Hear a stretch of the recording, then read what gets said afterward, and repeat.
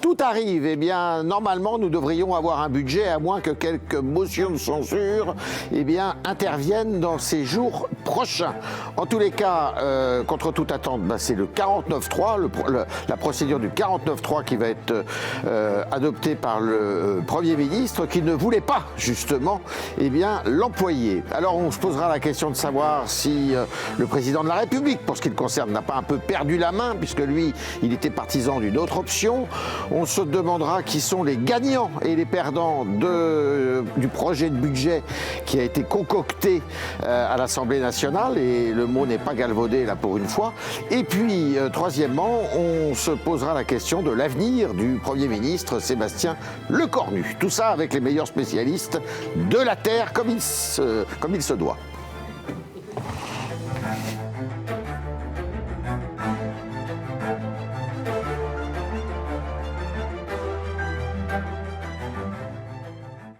Avec le directeur délégué du Figaro, Vincent Trémolet-de-Villers. Bonjour, bonsoir. Avec Claire Cognrut du service politique du Figaro, avec Richard Flurin aussi du service politique du Figaro. Nous sommes très fiers de vous avoir tous les deux, alors que vous avez un travail d'enfer, si je puis dire. Et puis avec Jérôme Jaffray, politologue bien connu, qui nous fait le plaisir de venir régulièrement dans notre studio. C'est une joie. Merci à vous. Eh bien, Jérôme, justement. J'aurais pas dû répondre. Finalement, le 49.3, alors ? Écoutez, si j'osais, je dirais qu'il n'y avait guère que le Figaro qui pensait qu'il n'y aurait pas le 49.3. C'est l'hypothèse logique en politique. Alors certes, vous avez raison sur deux points.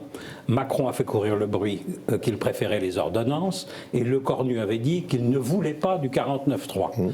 Je dirais que dans cette affaire, à partir du moment où le Premier ministre est venu vendredi dire aux Français que c'était Noël en janvier et qu'on cédait sur pratiquement tous les sujets, il avait totalement déminé le problème de la censure en cas de 49.3, qu'il faisait ce dernier cadeau de dire, voyez, je renonce également sur ce point, car ça fait beaucoup.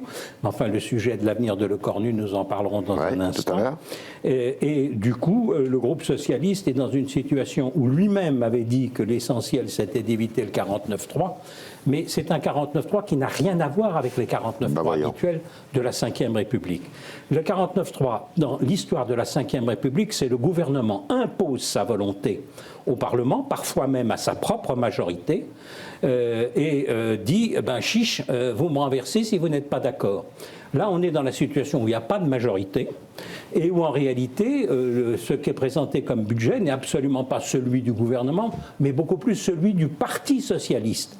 On est donc dans la situation, si vous voulez, où le recours au 49.3 n'est pas du tout le même que ce qu'il était dans les années précédentes.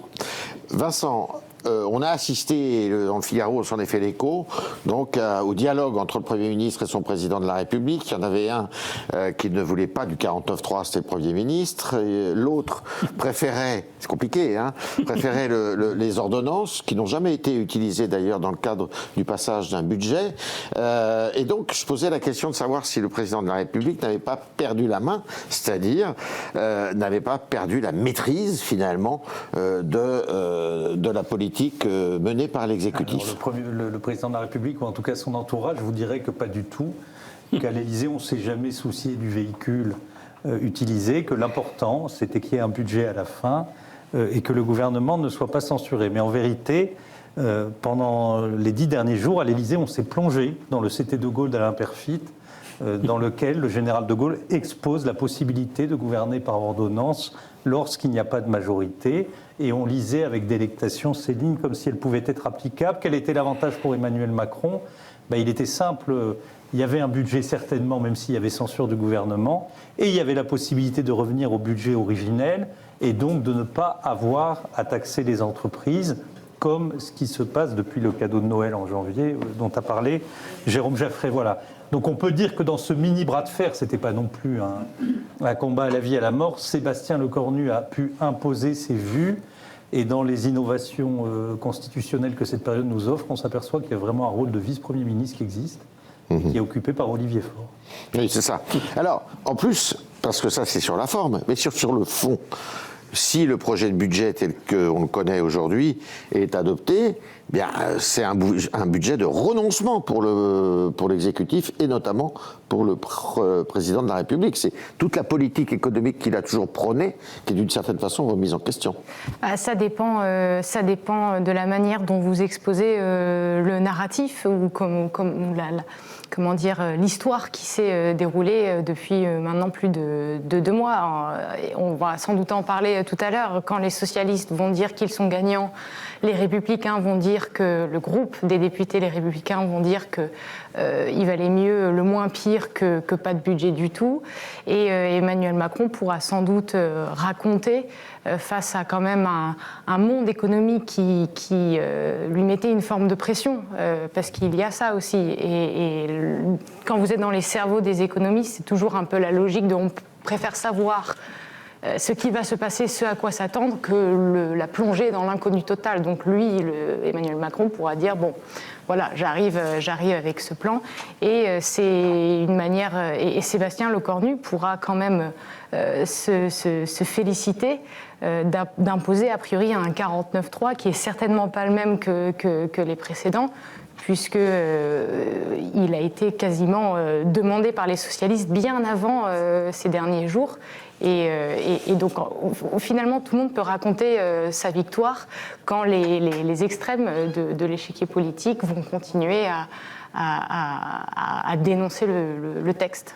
Enfin, quand même, Richard Fleurin, il y a un discours du général de Gaulle qui est resté fameux, je crois que c'était en 1965, qui disait qu'en aucun cas, l'exécutif en France était une diarchie entre le Premier ministre et le Président de la République. Je le situerais plutôt en 1964. Ou peut-être 64, oui. Conférence de presse du général. Peut-être, en disant que le Président de la République, c'était lui qui évidemment avait la prééminence. Mais là, si on en croit tout ce qu'on a raconté, et comme on dit, le narratif, c'est le nouveau mot ça, l'histoire, eh bien, on s'aperçoit que c'est plutôt c'est pas le Président de la République qui a eu le dernier mot. Non, effectivement, c'est le Premier ministre et l'Assemblée nationale, comme la situation politique. Donc on est vraiment dans un tournant de la Ve République. Effectivement.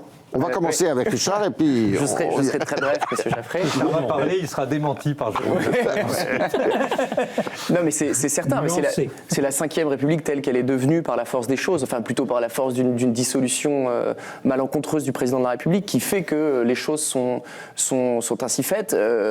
Effectivement, et même le Sénat, qui avait eu des prétentions importantes dans ce débat budgétaire, finalement, n'aura pas eu un rôle central. Ce qui est intéressant dans cette situation quand même, c'est que cette issue qu'on est en train de vivre aujourd'hui, après des semaines et des semaines et des semaines de débats budgétaires, elle était écrite déjà au départ. Quand les socialistes se félicitent d'avoir fait renoncer le Premier ministre à l'article 49.3, donc c'était en octobre, je crois, déjà des députés socialistes me disaient en off, comme on dit, vous savez, les journalistes, de toute façon on sait tous très bien qu'il va devoir utiliser le 49.3 à la fin des fins. Donc la question c'était plutôt comment on va s'en sortir pour se démentir. Donc tout ça, je dois vous dire, m'inspire une forme de, je trouve ça assez ridicule, assez grotesque. Enfin vraiment, cette issue-là était écrite d'avance et donc je ne suis pas du tout étonné. C'est l'inverse qui m'aurait étonné, ou c'est le fait qu'on prenne un autre chemin qui m'aurait étonné. Voilà. Jérôme ? Oui, on est un peu dans des fausses fenêtres dans cette affaire et sur l'ensemble du parcours. Si vous voulez, songez qu'il y a 8 jours, il y a eu 10 jours, il y a eu un communiqué de Matignon, pratiquement pour expliquer que s'il y avait censure, il y aurait dissolution. Or, le moins qu'on puisse dire, c'est qu'on a tout fait pour éviter la censure. Et j'ajoute que s'il y aurait eu censure, il n'y aurait certainement pas eu de solution. Ce qui nous dit quand même la force de communiquer qu'on avait pu lire. En réalité, Emmanuel Macron, dans cette affaire, il veut absolument éviter effectivement le recours à la dissolution. Car le recours à la dissolution verrait la défaite des raisonnables. Du cercle de la raison. Et donc la question de sa démission serait immédiatement et très fortement dans la balance. Donc ça lui va très bien que ça. J'ajoute que Emmanuel Macron, vous le mettez dans la politique française. Mais il n'y est plus. ses interlocuteurs, son problème, c'est Trump et Poutine. Il est à ce niveau-là. Il n'est pas au niveau de Lecornu et d'Olivier Faure. Il ne se vit pas comme ça. La fin de son mandat, c'est comment contenir Trump et comment maîtriser Poutine. Et donc, le problème de renoncer pour les entreprises à telle ou telle mesure, ma foi, c'est la sottise des parlementaires et ça montre bien la qualité du travail qu'il avait fait avant. Je raisonne du point de vue... Oui, j'ai bien compris. Car il faut je connais votre ironie. Il faut toujours essayer de se placer dans la tête de ceux... Et donc, et par ailleurs, le problème d'Emmanuel Macron, c'est les partenaires européens. Il fallait que la France ait un budget. Ça n'est pas encore définitivement acquis, mais c'est en voie. Et deuxièmement, que l'effort de défense et le budget de défense et les 6 milliards 300 millions de budget supplémentaire à la défense puissent être actés. C'est un problème essentiel. Donc, sur ce plan, si vous voulez, quand vous dites tournant de la 5e, il n'y en a pas tant que ça, parce que c'est la vie parlementaire telle qu'elle se déroule que Richard Flurin et Claire Conruit nous ont redit, telle qu'elle fonctionne aujourd'hui. Mais pour le président de la République, on ne se situe pas exactement à la même altitude. Alors, il y en a une qui le rappelle à son altitude. On va l'écouter. Et en seulement 3 ans, il y a eu 5 premiers ministres dans notre pays. Au point que vous voyez une Macronie qui s'effondre sur elle-même, où tout le monde se déteste les uns après les autres, et même les anciens premiers ministres d'Emmanuel Macron n'en peuvent plus de lui, puisque vous avez des gens comme Édouard Philippe qui disent tout simplement que le seul service que pourrait rendre Macron au pays, c'est de partir et le plus vite possible. Et pour une fois, nous serons d'accord avec lui, car nous n'avons pas abandonné l'idée de faire tomber le gouvernement Lecornu et de faire au choix soit démissionner, soit destituer le président de la République. Parfois, on se demande si c'est pas un comique qu'on est en train d'écouter, mais en fait, c'est un comique de situation parce qu'il revient régulièrement. Et puis, je pense que Mathilde Panot se trompe quand elle cible ainsi Emmanuel Macron. Il me semble que les Français ont voulu, en octobre, une grande majorité de Français auraient aimé une accélération du calendrier électoral, et que maintenant ils sont résignés à attendre 2027 pour une alternance, et que si Jérôme Jaffray a raison, Emmanuel Macron ne se place plus dans la politique nationale, les Français ont déjà évacué Emmanuel Macron de la politique nationale. Je pense que pour eux, ça n'est plus un enjeu. Il y a peut-être une irritation et une hostilité, mais ils lui ont empêché d'avoir une majorité en 2022, ils lui ont humilié 2 fois dans les urnes en 2024, et ceux qui sont hostiles à Emmanuel Macron pensent que le travail sera achevé en 2027. Donc je crois que cet enjeu de septembre-octobre ne l'est plus du tout aujourd'hui, et que Mme Panot se trompe ou est un peu en décalage temporel quand elle se crispe sur cette idée de la démission. Alors, de la destitution, n'en parlons pas. Là, on est vraiment dans les fantaisies des filles. C'est en cela clair que finalement, il a peut-être réussi son opération, Emmanuel Macron, parce que ce qu'il voulait finalement, c'est aller jusqu'en 2027, c'est éviter une nouvelle dissolution, éviter que cette dissolution débouche sur un débat sur sa légitimité et sur son maintien à l'Élysée. Et finalement, il s'est servi de Lecornu comme d'un paravent et qui a joué ce rôle parfaitement. Oui, c'est pour ça qu'il aurait été un peu illusoire de penser qu'il y avait un schisme entre le président de la République et le Premier ministre. En réalité, tout ça, et bon, vous n'avez pas aimé mon mot de narratif et vous avez bien raison. Mais non, mais je plaisante. Non, vous avez tout à fait raison, mais je veux dire, le scénario s'est parfaitement déroulé sous nos yeux, de cette espèce de valse avec de faux rebondissements qui était très tôt décrié par des personnes, notamment au Sénat, qui connaissent très bien Sébastien Lecornu et évidemment le président de la République. Et donc, en fait, la réalité, c'est qu'Emmanuel Macron avait besoin de Sébastien Lecornu. La réciproque est vraie. Et donc, il n'y avait aucun monde où l'un allait mettre des bâtons dans les roues de l'autre.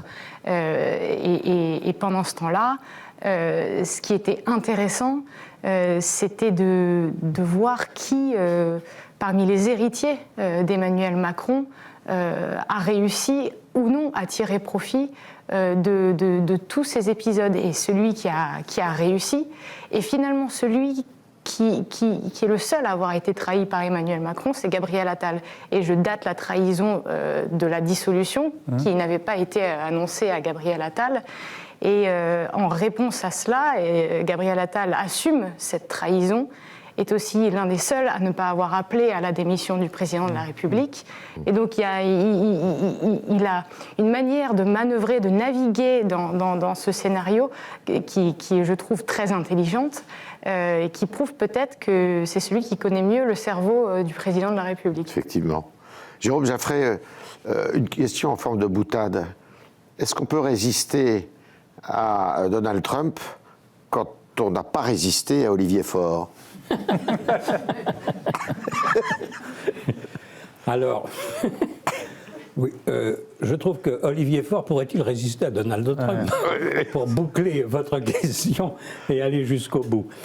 En tout cas, on est dans un enjeu où, malgré tout, l'attitude générale des Européens face à Donald Trump est une question absolument fondamentale qui domine le débat, non seulement politique, économique et de capacité de l'Europe à exister face à Donald Trump.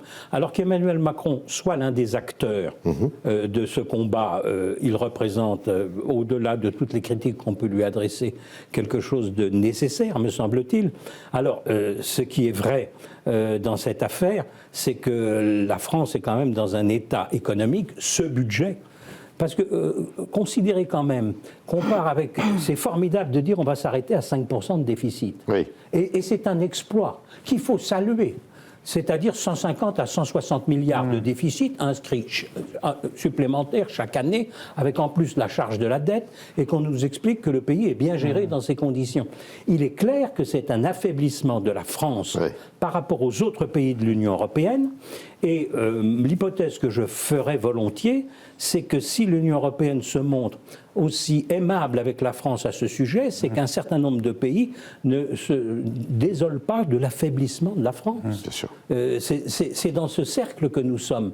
Et de ce point de vue, c'est un budget qui coûte cher à la France, cher aux contribuables, cher aux générations suivantes, avec une dette qui augmente.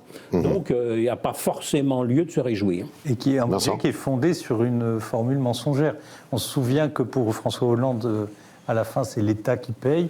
Et là, ce sont les entreprises qui payent, comme si c'était une entité qui ne représentait pas des salariés, donc des citoyens, donc des contribuables, qui, à la fin, vont payer ce budget. Donc le maintien du gouvernement Lecornu, la sacro-sainte stabilité tellement indispensable à la survie de ceux qui la défendent, aura coûté aux Français une somme lourde et qui sera encore apportée pour les années qui viennent. Donc quand même le bilan général de cette histoire pour la politique et pour la politique parlementaire est vraiment pas glorieux. Il faut quand même mesurer que le Premier ministre disait au mois d'octobre qu'il n'utiliserait pas le 49.3 et qu'il fin septembre, il expliquait à ceux qu'il rencontrait en privé qu'il ne toucherait jamais à la réforme des retraites. Ben voilà. Et on se retrouve avec des revirements sur ces deux sujets, et même sur le 49.3, on a fait toute la boucle. C'était les nécessités qui imposaient ça. Il fallait se montrer agile, souple. La situation était extraordinairement difficile pour Sébastien Lecornu. Mais à l'arrivée, je crois que c'est développé durant toute cette séquence, puisque vous n'avez pas le mot narratif, moi je vais dire le mot séquence, parce qu'il est tout aussi énervant. Que dans cette séquence budgétaire, c'est développé une dégradation de l'image du Parlement pour l'opinion publique. Oui, tout à fait. Alors, on se pose la question en deuxième, enfin c'était un peu le deuxième thème de notre conversation, c'était de savoir qui étaient les gagnants, qui sont, les perdants. Je me tourne naturellement vers vous, Richard, parce que on a tendance à croire, et on a raison, je pense, de dire que le Parti socialiste, on a parlé beaucoup d'Olivier Faure, eh bien, finalement, a réussi à dicter son budget. De fait. Ou presque. De fait. Moi, je me souviens, j'étais présent aux universités d'été du Parti socialiste à la fin du mois d'août, et déjà était encodé dans le discours tout ce qui s'est produit, notamment sur le fond, enfin sur les mesures qui ont été adoptées. Évidemment, la taxe Zuckman n'a pas été adoptée, ça aurait été trop gros, mais la fiscalité, ils ont fait passer quand même leur agenda sur la fiscalité, puis sur tout un tas d'autres choses qu'on a déjà évoquées. Donc oui, ils sont gagnants d'une certaine manière. Après, si on prend le cas singulièrement d'Olivier Faure, qui s'est mis très en avant dans cette séquence, on l'a beaucoup vu, tous les jours il est à la télévision, et pour autant, lui qui rêverait d'être candidat à la présidentielle, n'en voit pas les sondages, s'agissant de son cas, les sondages ne restent dans un étiage très très bas. Et je peux vous dire que chez Olivier Faure, dans son entourage et chez lui, c'est une vraie question. Il se demande comment ça se fait, j'ai plein de victoires, tout le monde me dit que j'ai plein de victoires, je suis à la télé tous les jours, et pourtant, donc peut-être qu'il faudrait qu'il se pose la question autrement. Donc oui, il est gagnant. Et il y a une autre chose qui est intéressante, parce que là c'est des données électorales, il y avait une législative partielle ce week-end à côté d'Orléans, en Haute-Vienne je crois, et les socialistes font 20 points de plus que la France Insoumise. Parce qu'aujourd'hui, vous savez que pour la gauche, l'enjeu, c'est plus tellement de gagner la présidentielle, en tout cas dans l'écrasante majorité, c'est plutôt de savoir qui aura le leadership de ce camp. Entre LFI et les socialistes, qui sont les deux principales forces. Et donc les socialistes sont très contents parce que cette partielle l'a prouvé, c'était déjà un peu le cas pendant les européennes. Donc ils estiment effectivement qu'ils sont gagnants de cette séquence sur le plan du leadership du camp, parce qu'ils pensent avoir marginalisé les insoumis dans un débat budgétaire auquel ils n'ont pas pris part, autrement que pour dire qu'il fallait que tout le monde soit destitué, que tout le monde s'en aille. Oui, c'est ça, oui. Et voilà. Jérôme, vous êtes d'accord avec ça? Bon, comment être en désaccord? Dit Richard, c'est pas possible. Pour Olivier Faure, il y a quand même je fais une hypothèse, hein, mais c'est le charme de l'analyse. Autant les journalistes rigoureux du service politique nous racontent la vie politique avec le maximum de détails, autant l'analyse peut gambader, dire ce qu'il veut. C'est le charme de la chose. Pour Olivier Faure, il y a une contradiction entre être, si vous voulez, entre ce que représente la présidentielle et la fonction présidentielle et le fait d'être une petite force d'appoint parlementaire.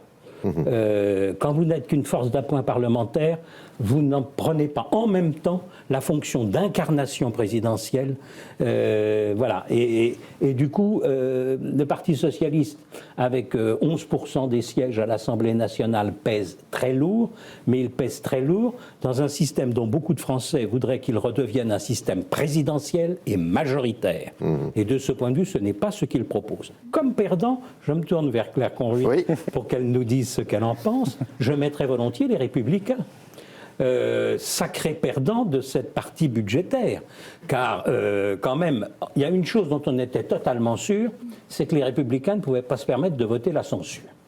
Et que donc, on pouvait aller allègrement, en choisissant, si c'est le 49-3, les ordres, ce qu'on voulait, les Républicains de toute façon, et donc étaient en position d'avaler toutes les couleuvres de la terre par rapport à ce qu'ils voudraient pour le pays, sans avoir les moyens politiques de peser véritablement, alors que les socialistes, effectivement, eux l'ont. C'est-à-dire qu'ils sont aujourd'hui ni force potentiellement majoritaire, ni même force d'appoint. Que restait-il aux Républicains? Je fais le travail d'Yves Tréhard et je me tourne vers Voilà. Bon, allez-y. Oui, je vous écoute. Tout ça, tout ce que dit Jérôme Jaffray, comme toujours, est très juste et ça s'est vu dès le départ, ça s'est traduit sous la forme d'un chaos de voix et d'une dissonance de lignes entre la présidence du parti, tenue par Bruno Retailleau, et le groupe des députés tenu par Laurent Wauquiez. Donc en plus de tout ce que vous décriviez, vous rajoutez à cela le sel d'ambition singulière et individuelle qui font que les couleuvres, vous estimez que pour l'un, vous pouvez bien les avaler aujourd'hui, plus personne s'en souviendra d'ici à 2027. Et pour l'autre, où il y a une espèce d'empoisonnement, d'hésitation à se lancer en campagne, ou encore aujourd'hui, j'étais avec des proches de Bruno Retailleau qui parlent d'un budget de renoncement pour la France, quand les députés restent sur leur ligne de c'est toujours mieux que rien, et comble au hasard du calendrier, vous avez Laurent Wauquiez et Bruno Retailleau aujourd'hui qui vont soutenir un candidat dans une législative partielle très compliquée face à un candidat d'Éric Ciotti qui est un peu l'incarnation de l'union des droites. Donc c'est comme si vous aviez un peu toutes les problématiques et toutes les conséquences des dissonances de la droite qui s'incarnaient aujourd'hui dans ce déplacement. Et sur le plan national, oui, ce sont les grands perdants parce qu'il n'y en a aucun qui émerge pour l'un suffisamment fort pour pouvoir dire qu'il peut accéder au second tour et remporter la partie, et pour l'autre, en l'occurrence Laurent Wauquiez, qui reste, sans vouloir être désagréable, qui est dans les profondeurs du classement, lui. Dans les sondages, oui. Si on essaye de finir d'établir qui sont les gagnants et les perdants, il me semble que si les sondages ont raison et les analystes aussi, c'est rare les deux à la fois. Ce qui unifie 2/3 des Français, c'est une volonté profonde de rupture et d'alternance. Or, tous ceux qui ont participé au maintien du gouvernement Lecornu perpétuent ce que ne veulent plus les Français. Donc, à mon avis, tous ces participants ont perdu beaucoup de crédit pour l'élection présidentielle de 2027, que ce soit Olivier Faure, que ce soit Laurent Wauquiez, que ce soit même indirectement Bruno Retailleau. Et quant à Sébastien Lecornu, qui deviendrait une proposition présidentielle, je crois que lui-même a compris que ça n'était pas possible, puisqu'il était associé à une fin de cycle et à la fin d'une histoire. Et vous remarquerez qu'il y a deux personnalités dont on n'entend pas parler pendant le budget, mais qui continuent à tourner en France. C'est Jean-Luc Mélenchon d'un côté, qui enchaîne les meetings dans des villes moyennes en parlant de tout à fait autre chose, et chez Jordan Bardella, qui de l'autre côté signait son livre sans se soucier non plus de mettre, et en faisant même attention à ne pas mettre le premier doigt dans ce débat budgétaire qui abîme celui qui s'en approche. Et en s'autorisant à sortir de temps en temps le soir. Voilà. Alors, on va écouter... Figaro n'entre pas dans la vie privée, même s'il y participe. Voilà, exactement. Il y a quelqu'un qui pense exactement ce que vous dites, c'est-à-dire qu'il pense qu'ils sont à côté de la plaque, les uns et les autres. La réalité de celui qui dirige, qui est Premier ministre et qui accepte ces magouilles, ces soumissions, ces deals pourris avec le Parti Socialiste, c'est Monsieur Lecornu. Pourquoi n'avez-vous pas censuré depuis des mois? Enfin, on a censuré la semaine dernière, Madame Mabrouk. Pourquoi pas depuis des mois? Si vous continuez ce discours depuis des mois. On a censuré, on a fait tomber Michel Barnier, on a fait tomber François Bayrou. Écoutez, on est prêt à faire tomber Sébastien Lecornu. La semaine dernière, ni le PS, ni les Républicains n'ont voté notre motion de censure parce qu'ils ont la trouille. C'est vrai que là, il vendange, hein. Oui, c'est facile, évidemment. Ce qui m'a surpris dans l'intervention de Sébastien Lecornu de vendredi, c'est un moment intéressant de télévision, je dois dire, c'est qu'il s'étonnait que le RN et LFI lui aient rendu la tâche plus difficile pour l'adoption du budget. Et je me suis dit, mais qu'attendait-il, qu'espérait-il du Rassemblement national et de la France insoumise, et les rendre responsables du fait qu'il était très difficile de faire passer le budget à cause du RN et de LFI. Je rappelle qu'ils ne sont pas majoritaires à eux deux à l'Assemblée nationale, hein, même avec les amis d'Éric Ciotti, dont Claire nous soulignait effectivement l'importance. Ils représentent 215 députés, il y en a en principe 577, enfin un petit peu moins aujourd'hui. Mais donc on est dans une situation où ce n'est pas vrai. Pour la présidentielle, cela dit, j'irai au-delà de ce que vient de dire Vincent Trémollet de Villers, très juste, sur des personnalités qui s'abîment dans le débat politique. Ça va au-delà des personnalités. C'est le débat qui s'anime et qui s'abîme. Bien sûr. Parce que, prenons par exemple ce qui a été fait sur la retraite. Oui. Aller à la présidentielle de 2027, maintenant, en expliquant que non seulement on va évidemment arrêter l'histoire de la suspension, mais qu'il faut également travailler davantage. Parce que le modèle social français est trop coûteux et la démographie française trop basse pour justifier un modèle social avec ce système de travail tel qu'il est organisé. Eh bien, le candidat qui dit ça, il dira des vérités fortes, comme Valéry Giscard d'Estaing en 81, comme Raymond Barre en 1988, comme Édouard Balladur en 1995, comme François Fillon en 2017, bref, comme tous les battus des présidentielles qu'on a connus. C'est-à-dire que vous êtes dans une situation où le débat s'abîme.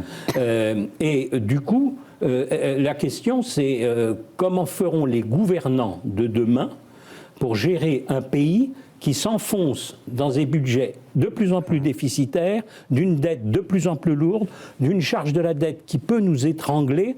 Et est-ce que les Français vont continuer à estimer que tout va bien et qu'on peut demander qu'on augmente la prime d'activité, qu'on finance à 1 euro les repas de tous les étudiants en France, quel que soit le revenu des familles. Enfin bref, on est dans un système qui tourne... La foire à la démagogie. Un ministre me disait une formule qui résume absolument ce que vous dites.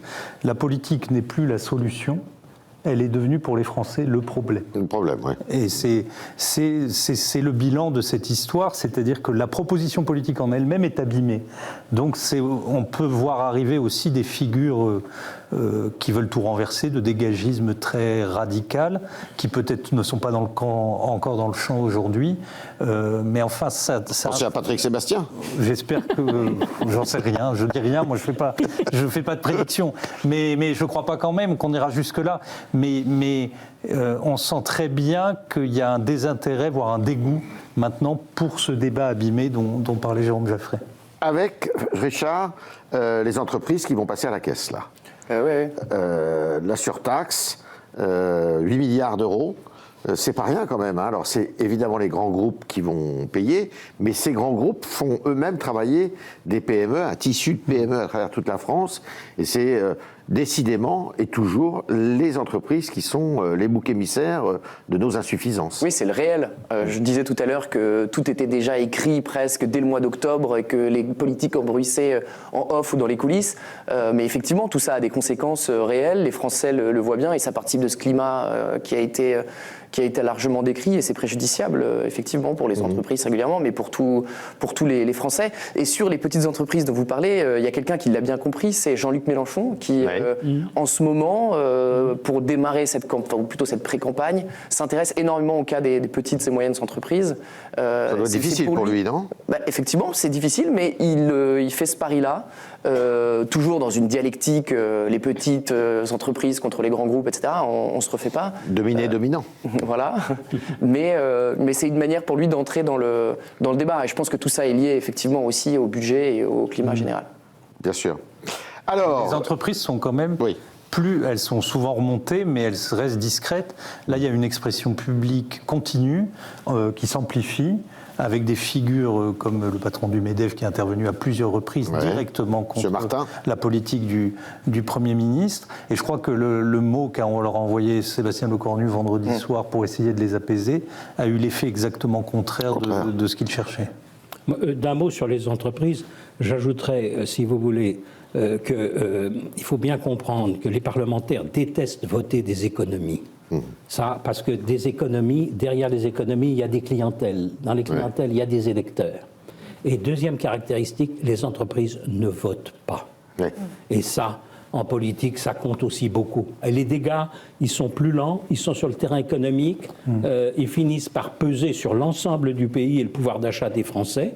Finalement, des salariés qui ne cessent de reculer, par exemple par rapport à l'Allemagne, c'est quand même des chiffres absolument affolants depuis une vingtaine d'années, mais nous avançons sur ce terrain. Voilà, faudrait-il donner le droit de vote aux entreprises ? C'est un sujet prochain d'un de vos clubs du Figaro, mon chéri. Eh bien, je retiens. Et donc, je disais qu'on allait se poser la question de l'avenir, et elle se pose, cette question de Sébastien Lecornu, qui fait le boulot actuellement. Je ne sais pas s'il le fait bien, mais il est au charbon, comme on dit. Claire, est-ce qu'il peut avoir un destin présidentiel ? Je pense que s'il commençait à en donner le moindre petit signe, et il s'en est bien gardé, et il a bien raison, je pense que ce serait de la folie, parce que ce serait même pas en décalage avec... Il faut bien se rendre compte que vraiment, quand vous écoutez les candidats putatifs à l'élection présidentielle prochaine, il n'y a aucune vision et il y a presque un bégaiement.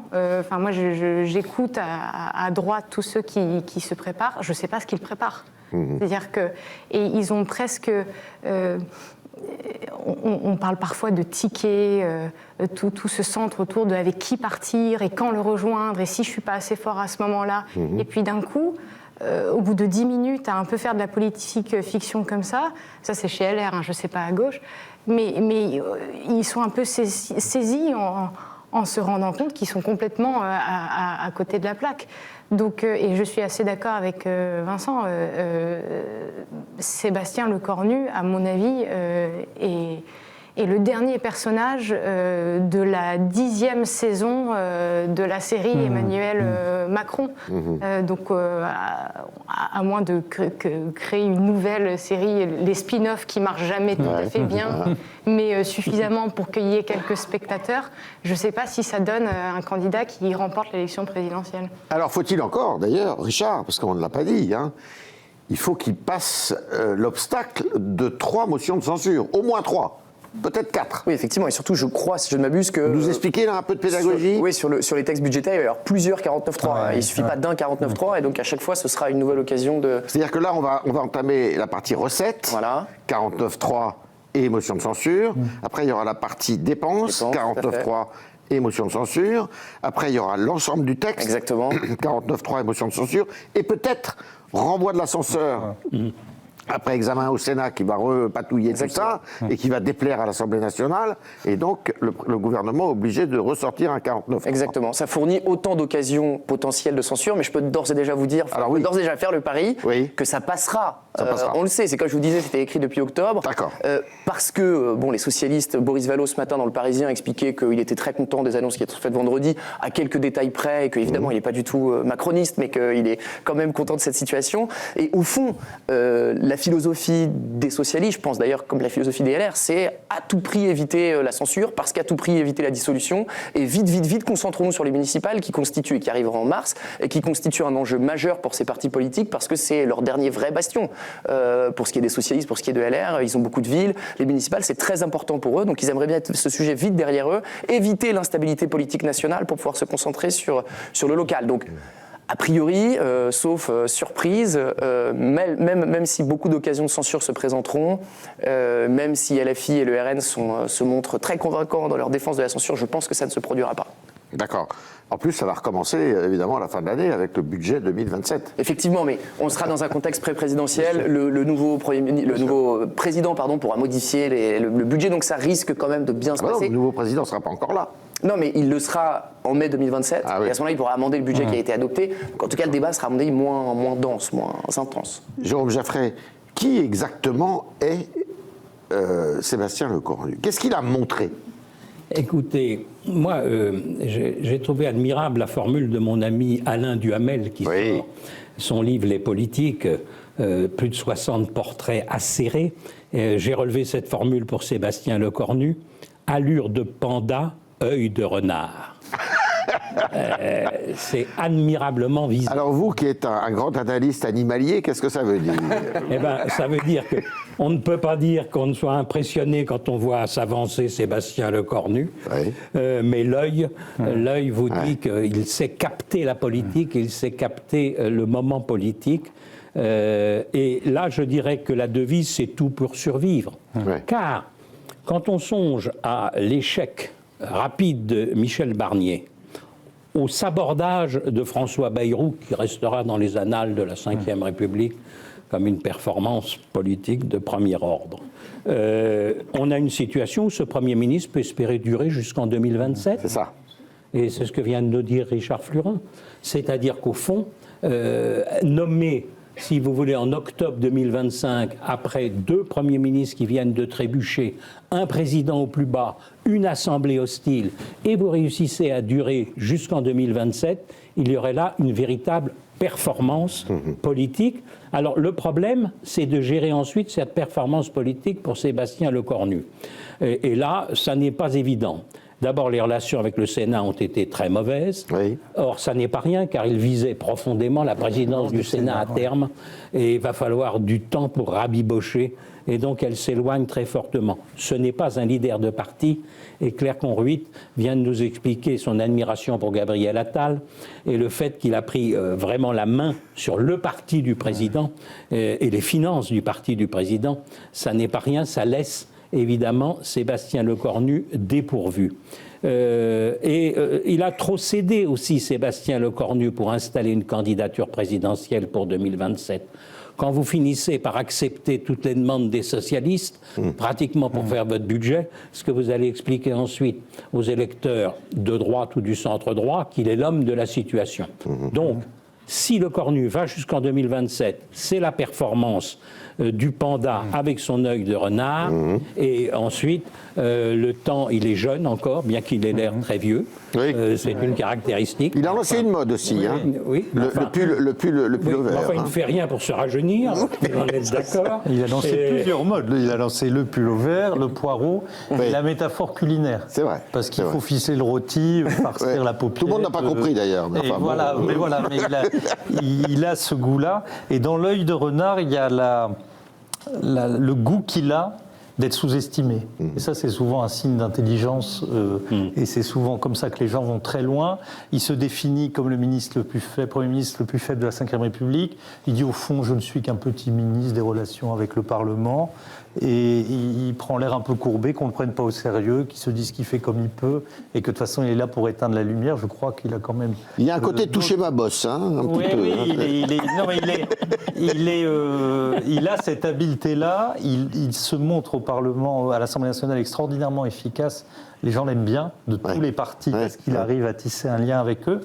Et alors, ce qui est mystérieux, et peut-être on le verra après, c'est qu'il n'a pas tenté de créer un lien avec les Français. Il ne fait pas de journal de 20 heures, il ne donne pas d'interview au Figaro, là il a tort, on l'a dit souvent.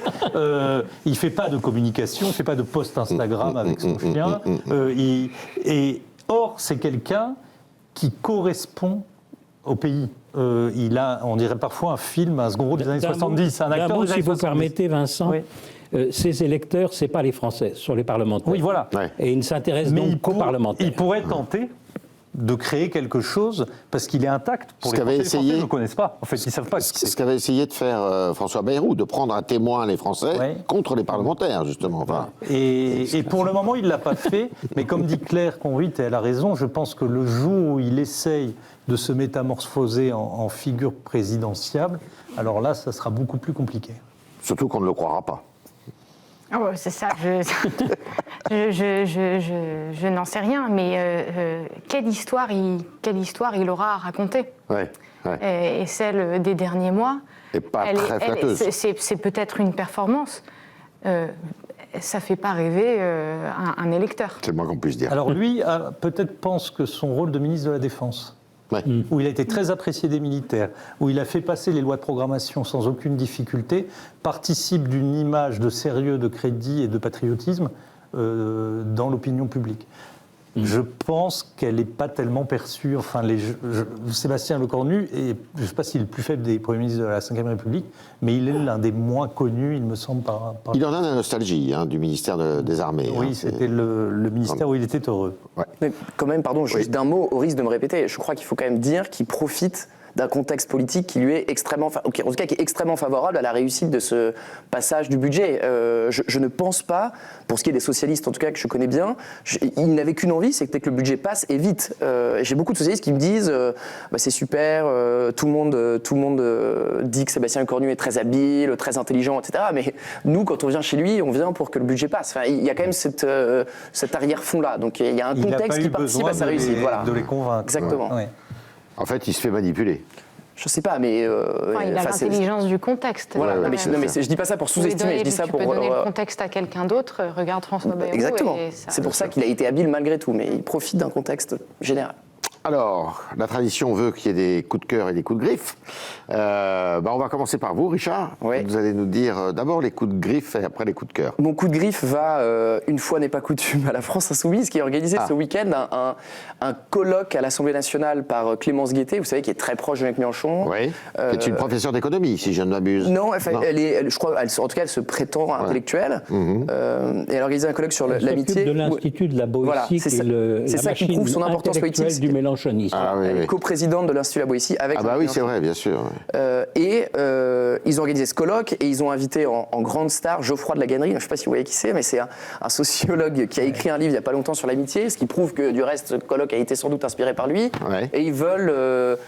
Clémence Guettet fait des propositions pour inscrire l'amitié dans la loi, c'est-à-dire l'amitié que pratique la France Insoumise en permanence. Oui. Exactement, bien sûr, ils sont très cordiaux.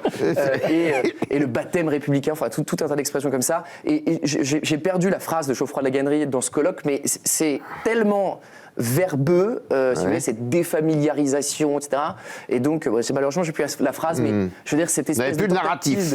Voilà. C'est l'amitié plutôt que la famille. Enfin, Voilà, ce que je veux dire, c'est que c'est intéressant de faire un colloque sur l'amitié, c'est une notion fondamentale et c'est très intéressant. Surtout vu par la France Insoumise. Voilà, du point de vue de la politique, je regrette d'avoir pas vu ça. Mais ils le font au détriment des cadres familiaux traditionnels en disant, un peu comme Geoffroy de la Gannerie, en disant, souvenez-vous, il avait dit sur France Inter, si on se lève tôt, c'est parce que c'est la famille traditionnelle qui domine la société, enfin voilà, de ce genre de choses un peu étranges.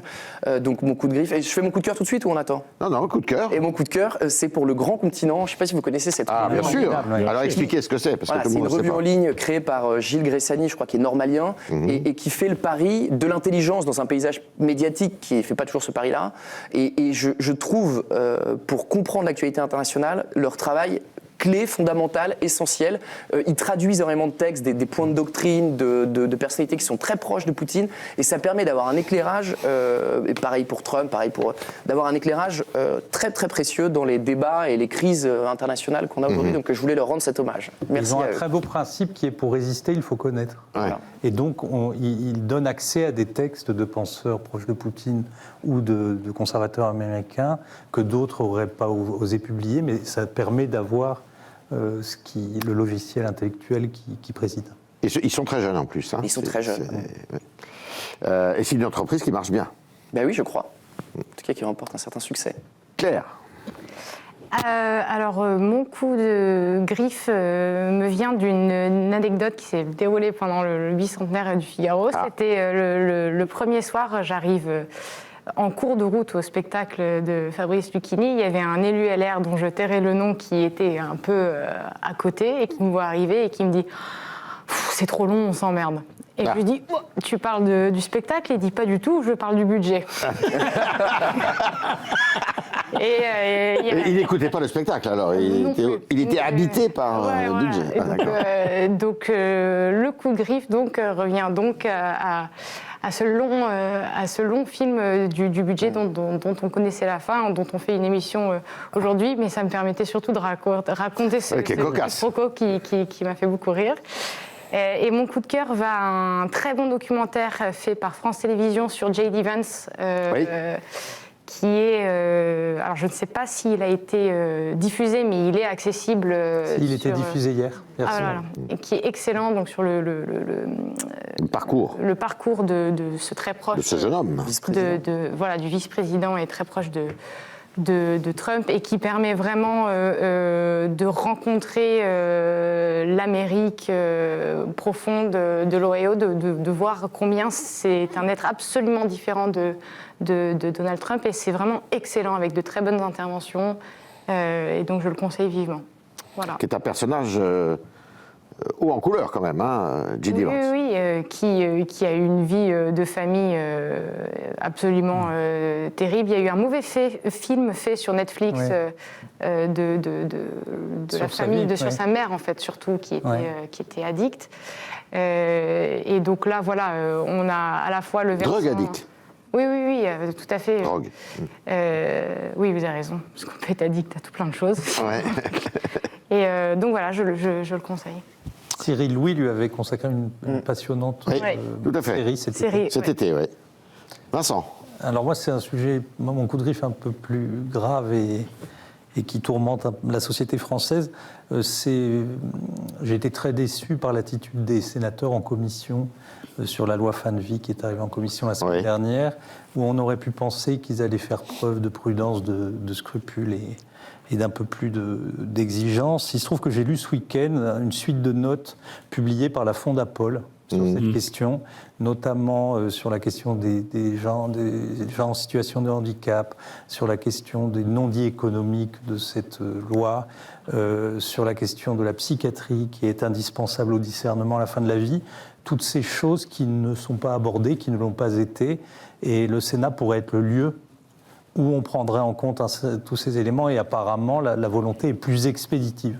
Je trouve que le Sénat perd son rôle de sagesse et de prudence, et que s'il ne sert plus à ça, il ne sert plus à grand-chose. Mon coup de cœur... Il faut dire que le projet de loi revient là, demain. Demain, mardi. Mon coup de cœur, il est pour vous, pour nous, pour vous, pour tous. c'est pour la semaine extraordinaire qu'on a passée au Grand Palais pour le Figaro, et puis pour tous les gens qui ont participé à cet extraordinaire moment. Alors ça va des plus illustres, Fabrice Lucchini qui a cité Claire Conruit, ou Patrick Bruel qui est venu chanter, mais aussi tous les gens que l'on n'a pas vus et qui, dans la discrétion et l'enthousiasme, et un enthousiasme vraiment extraordinaire, ont travaillé jour et nuit pour que cette fête soit absolument réussie, et ce bicentenaire a été quelque chose tout à fait enthousiasmant et qui développe pour ceux qui l'ont vécu et qui ont participé un sentiment de très grande fierté. Notamment tous les gens de la régie qui sont ici, là, qui sont du Figaro TV. Et le récital de Claire Conruit. Et oui, j'aurais été évidemment. Loris Boischaud. Et de Loris Boischaud, bien sûr. Que l'on a regardé pendant une journée le lendemain. Voilà. Et qui continue à être accessible, il faut le dire. Alors Jérôme. Alors d'abord, bravo au bicentenaire qui se porte très bien. Merci. Manifestement, c'est une performance et je crois effectivement une très grande réussite. Alors mon coup de griffe va, si vous voulez, à la Coupe d'Afrique de football, la finale de la Coupe d'Afrique de football, Sénégal-Maroc. C'était un match moyen mais intense comme une finale. C'est vrai. Donc tout allait bien et ça a complètement dérapé à la fin de façon tragique. J'ai appris tout à l'heure que Yves était lui-même un passionné de football, ça me fait très plaisir. Et donc, le football est d'Afrique d'ailleurs. Où l'arbitrage a été contesté, un pénalty, pourtant à mon avis indiscutable, a été accordé in extremis, et les joueurs du Sénégal sont rentrés au vestiaire. Il a fallu à peu près 20 minutes pour qu'ils reviennent. Et le match a repris comme si de rien n'était. Ce qui est contre toutes les règles sportives. Si une équipe s'en va, elle s'en va. Je n'ai jamais vu autre chose, c'est le forfait. Point final. Et en plus, on a tout fait pour que le malheureux joueur marocain qui tirait le pénalty qui avait été accordé par l'arbitre perde tous ses moyens.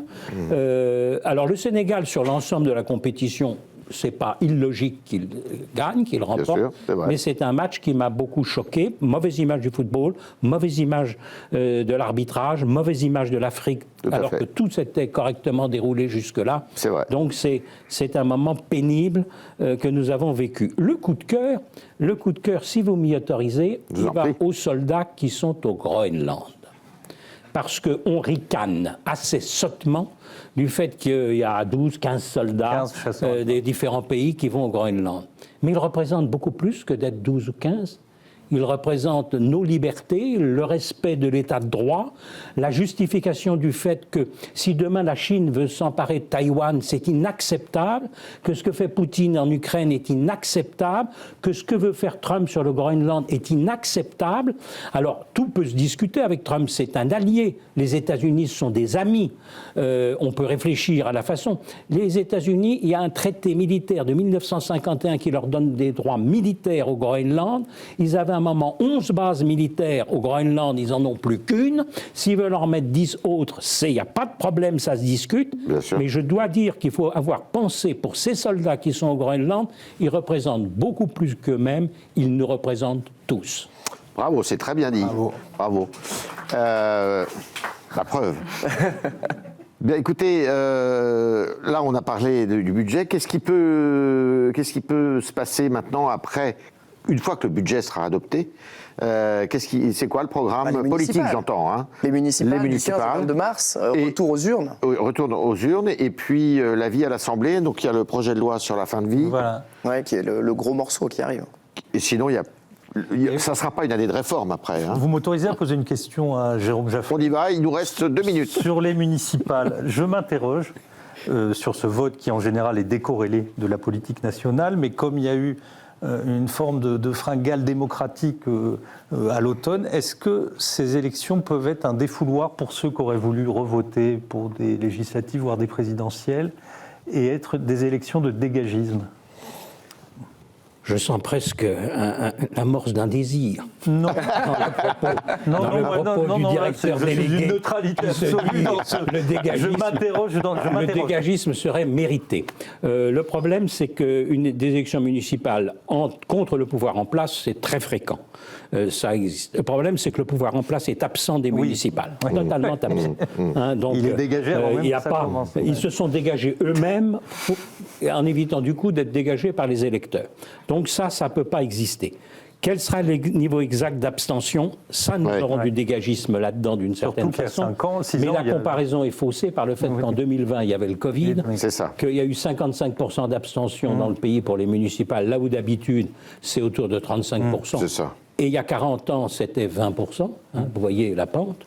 Mais évidemment, si, par exemple, nous avons 45% d'abstention, ce sera un signe de dégagisme par l'abstention. Tout à fait. Deuxième chose capitale à suivre, c'est le Rassemblement national. Est-ce que le Rassemblement national, qui jusqu'à présent sur les municipales, à part quelques villes, n'a jamais été très brillant, n'a jamais performé? Parce que les maires sont des élus appréciés des électeurs, aimés des électeurs, les maires sortants, et donc le RN, c'était pas l'occasion, et son électorat en plus ne se déplace pas tellement pour ce type de scrutin. Si le Rassemblement national marche bien dans un certain nombre de villes, et je cite par exemple Marseille, qui est surveillée de très près, parce que s'il y a quadrangulaire à Marseille au second tour, entre la liste RN, la liste LR Vassal, la liste Printemps Marseillais Payan et la liste France Insoumise de Logu, une victoire RN est envisageable dans la deuxième ville de France. C'est dit, et on aura l'occasion d'en reparler. Je vous souhaite une très bonne soirée, une bonne nuit à cette occasion aussi, et je vous dis à lundi prochain avec de nouveaux sujets. On sera sans doute encore un petit peu dans le budget, un peu beaucoup d'ailleurs. Bonsoir.